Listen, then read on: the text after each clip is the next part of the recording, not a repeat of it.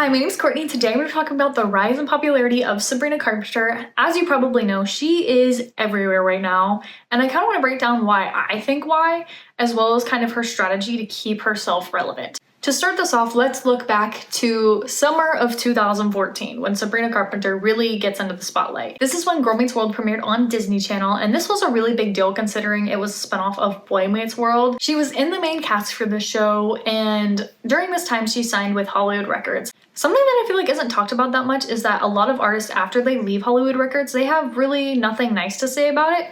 And I feel this has also been the case for Sabrina Carpenter. I believe she had a 5-album contract. The first album was Eyes Wide Open, Evolution, Singular Act 1, Singular Act 2, and she got out of that 5th one by doing the Clouds soundtrack, somehow, someway. That was her loophole to get out of that contract. All these releases did well. Thumbs, I feel like, was one of her bigger hits in the earlier days. Sue Me, of course, Paris.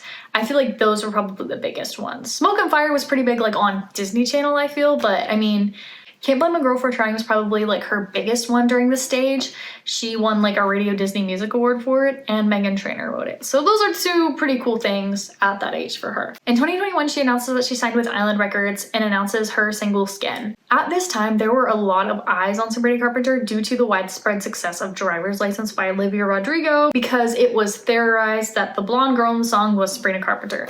And so a lot of people were looking for some kind of response, and that response was Skin. She really had to figure out a way to change her life for the better instead of the worse within this situation. And so when she released Emails I Can't Send, she got a brand partnership with Samsung, which was really big for her, and also she started her own perfume called Sweet Tooth. She had the sponsorship to take her career to the next level and prove herself. The first leg of the Emails I Can't Send tour was relatively small. It sold out pretty quickly, and I attended the first show of this tour, and I remember being excited and nervous because it was like my first solo Sabrina show that I attended. She really found a way to keep people engaged with her. And so at the time, Nonsense was not a single, and she made a unique outro to play into the humor of that song.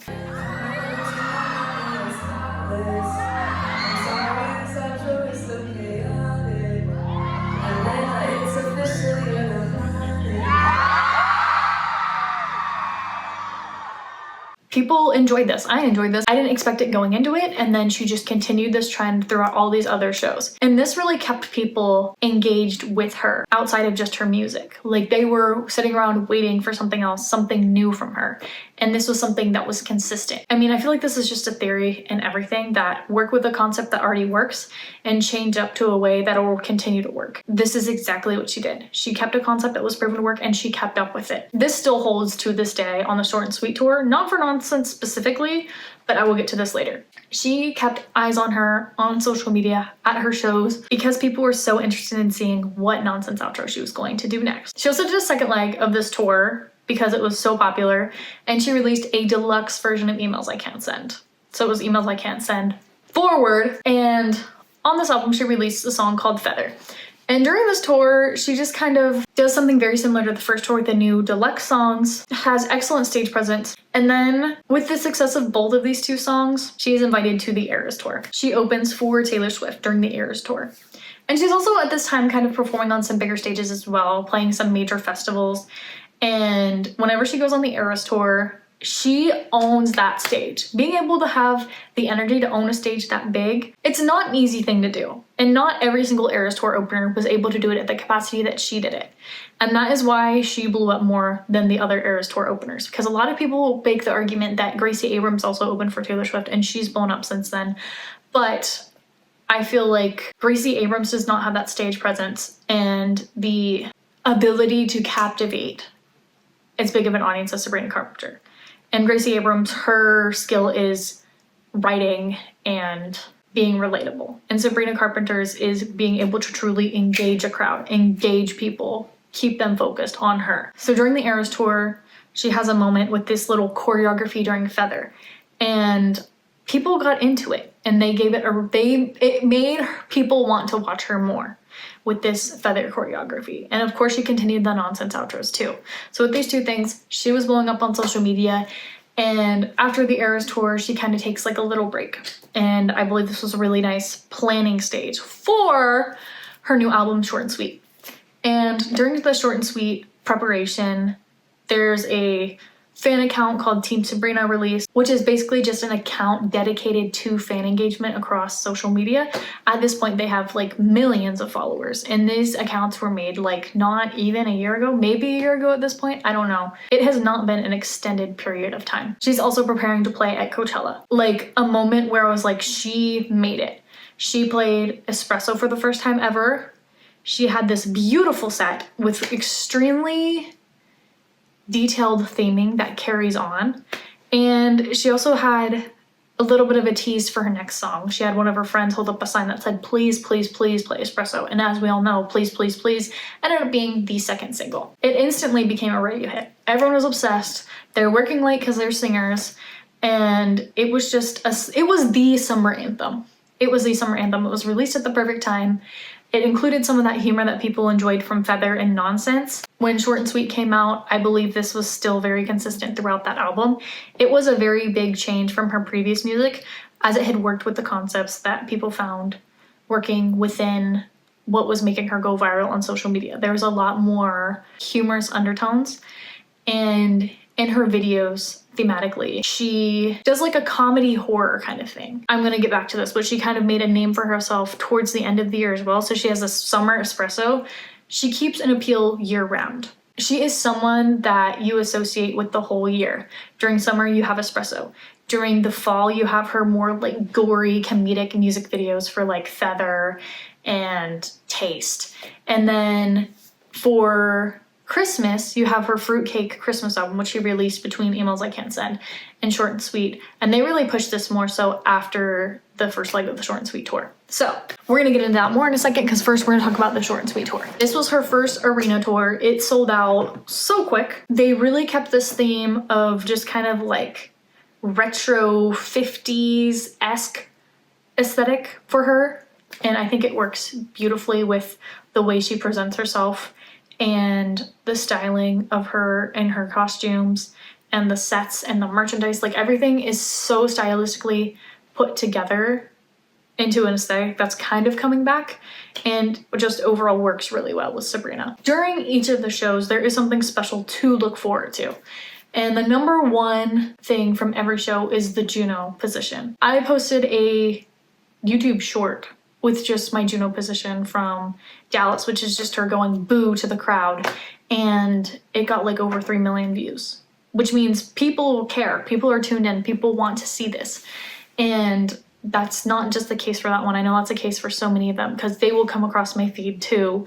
I mean, I'm already a fan, but like if you're like sitting in public and hear "You make me wanna make you fall in love," and you're like, oh, I know what they're watching right now. So just that consistency and that presence there. And then Bad Chem has special outros. It's not as popular, but it kind of became a radio single. So I think there was supposed to be more there, but then there was kind of a PR scandal that probably prevented more being pushed for Bad Chem. And then she also does a little spin the bottle thing at her show. So there's covers, there's bonus songs, and that's always fun, as well as special guests.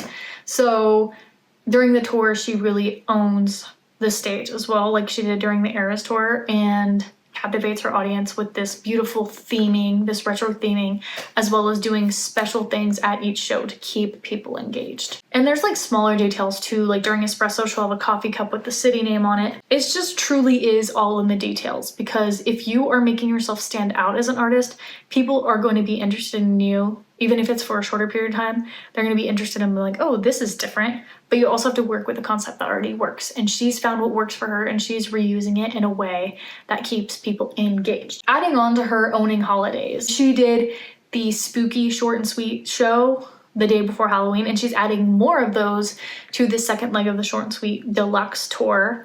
This is a theme that people enjoy seeing from her. They're going to associate Halloween and kind of like horror themes with Sabrina Carpenter. After the first leg of the Short and Sweet tour too, she released a Christmas special to kind of promote Fruitcake more. And there was also like a Target exclusive variant, and there was another store exclusive variant too. Everyone just kind of has her in the forefronts of their mind during all these seasons year round. And I think that's really special and really hard to do, because you have someone who's like Mariah Carey. She owns Christmas, and that's the only time you really think about her. But Sabrina Carpenter is really going for it all. The only season she doesn't really own is spring, I feel. but who knows, maybe she'll own that too. And when it comes to artist marketing, like my personal belief is that you have to have something special about you. Like don't try to be someone else, because if you're trying to be someone else, people aren't gonna care as much. You can work with like aspects of people that are proven to work, but you have to have some unique and original element to prove that you are worth watching, you are worth being listened to, and overall that like your values stand true to who you are as an artist. Because if anyone really detects like not much authenticity from you, they aren't gonna care and they aren't gonna have a reason to want to support you. I think with the retro aesthetic that was kind of set up during Emails I Can't Send but really pushed forth with Espresso and the short and sweet era, it kind of gave people a reason to care and tune in, as well as her just doing something special at each show. And people were like, oh my gosh, remember I got this. She's really kind of just become a pop culture icon.